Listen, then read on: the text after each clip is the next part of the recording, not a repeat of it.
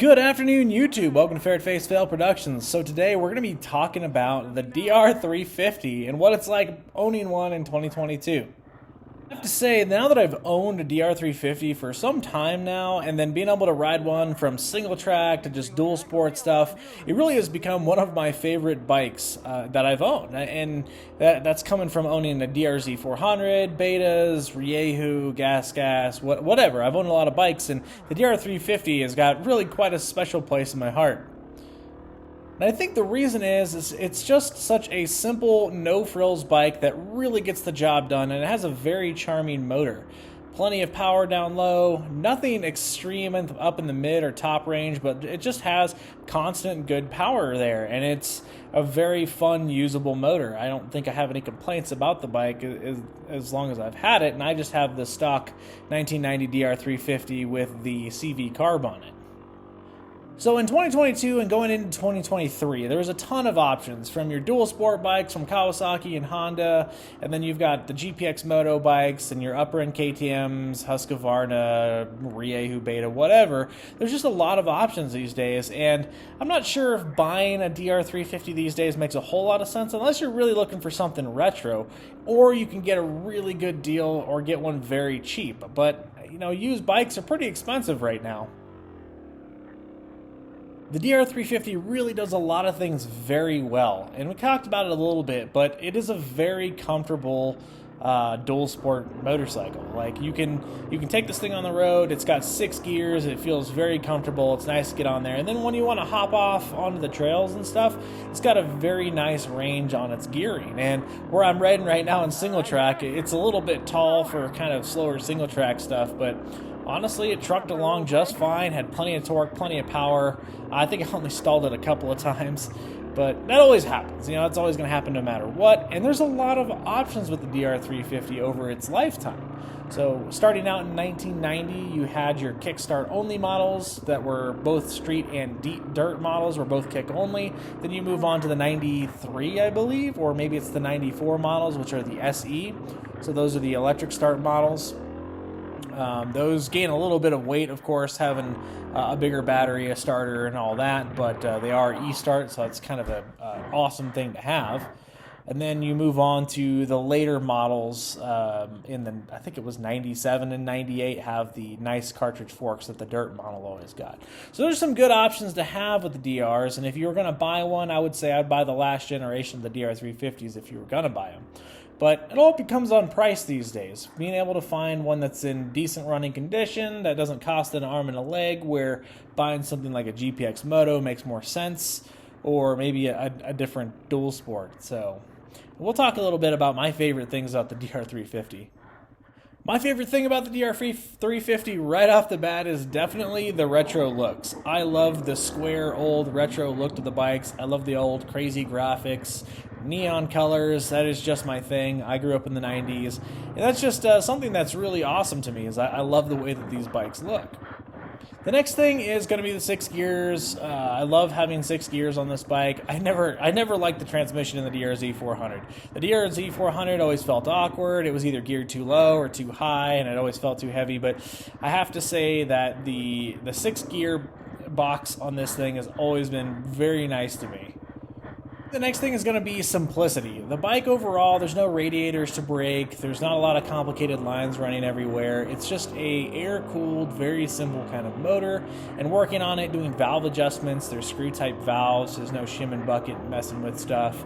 So the bike overall is very easy to maintain, very easy to work on. And I haven't had any other complaints as far as complications that have come up with the bike. So it pretty much just kickstarts and goes. Very easy bike to kickstart as well. And with the simplicity, of course, has to go in there, the engine is really quite a sweet engine. It's not a powerhouse, it's not a top-end motor, it's definitely not a race bike, but it does a lot of things very good. It has kind of a mellow power the way that it comes on, but it's got a very strong torque in the background at all times. You always kind of feel the bike. It's pretty easy to slip the clutch a little bit and get the front wheel up over stuff.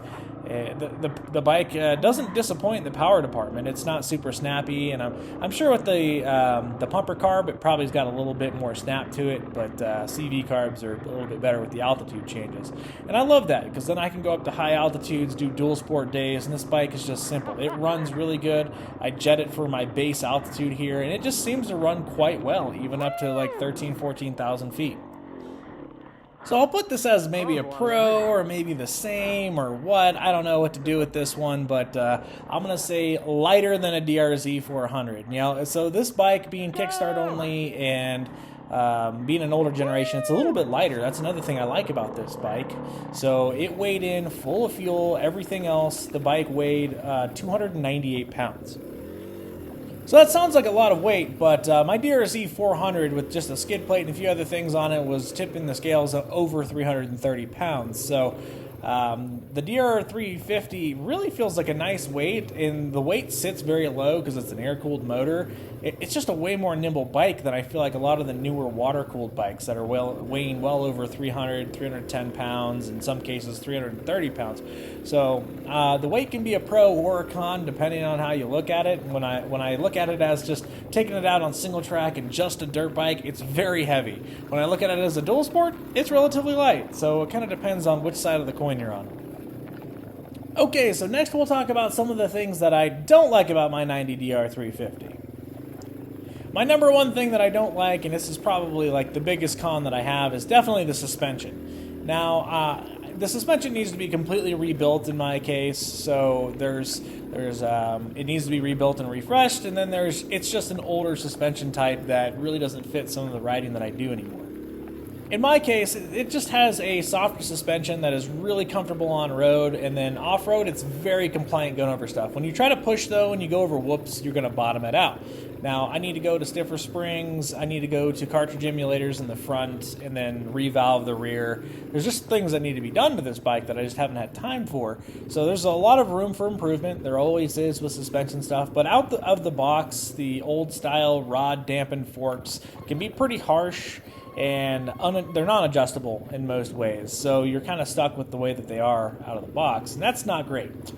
It's usable, and if you're a little bit more novice, slower rider, you really won't notice it, in my opinion.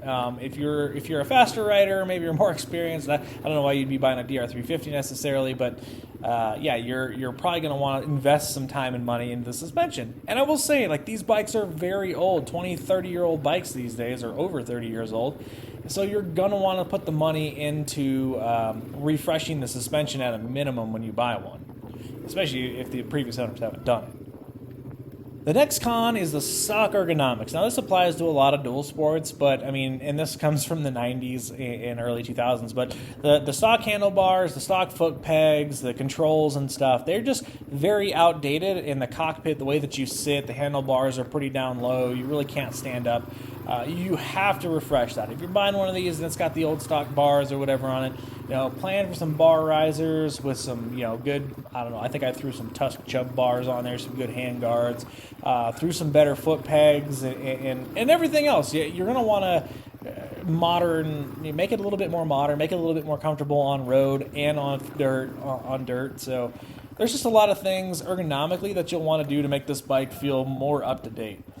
Some people like this about the 1990 and 93 DR350s, but I cannot stand the Cush drive in the rear of mine. So they come with a stock Cush drive, which has given me problems over the years. I've had to put hard rubber inserts in there to kind of stop some of my issues that I've had with the bike.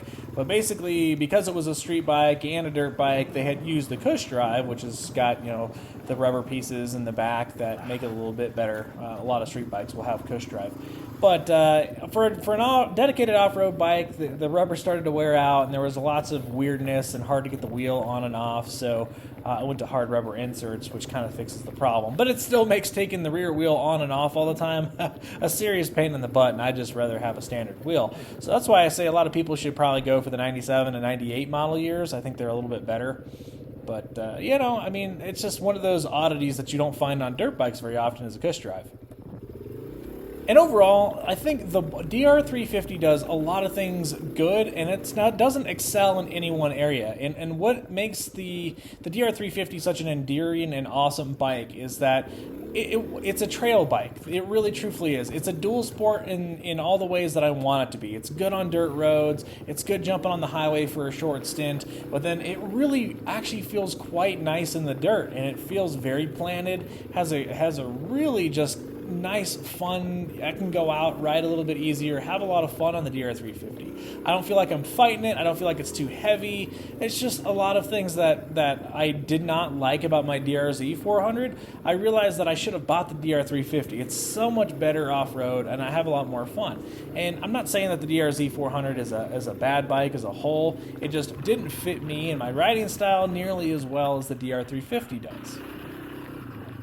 If you're looking at one of these in 2022 going into 2023, I think you really have to want something that's definitely different than the rest, especially when you can buy a KLX 300S or, you know, the Honda variant of the 300, or even our GPX Moto 300, which is a little bit more dirt biased, for all around $5,000-$6,000. Those are a pretty good deal. If you don't have that kind of money and you can pick up a DR350 for $1,500, $2,000, that's really quite a nice deal. And I don't know if you're willing to tinker with a bike a little bit and be able to work on it, the DR350 is really a sweet deal.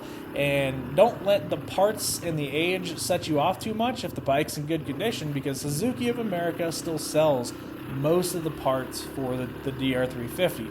There's a handful of things that have gotten pretty pricey, like CDIs, but they can be found, and I really doubt that CDIs really go bad that often. But I don't know. I mean, I feel people over exaggerate how hard it is to get parts for these bikes. In America, go to your dealer. Any Suzuki dealer is going to be able to order whatever Suzuki has in stock. Well, thanks for watching, guys. I really appreciate it. I hope you enjoyed our single track out there. It got nutty because it started pouring rain and everything was turning into rivers. And then at one point, I couldn't get the DR started for some reason or another. I think I had some bad gas. Sadly, I hadn't been riding the bike quite enough. But I really love my DR, and if you enjoy this content, please like and subscribe. We've got DR350 stuff, and right now A&M Moto Toys, my company that I started with my business partner, Meeker Extreme. We're doing all kinds of cool stuff, so like and subscribe, and check us out. Thanks for watching. Ferret Face out.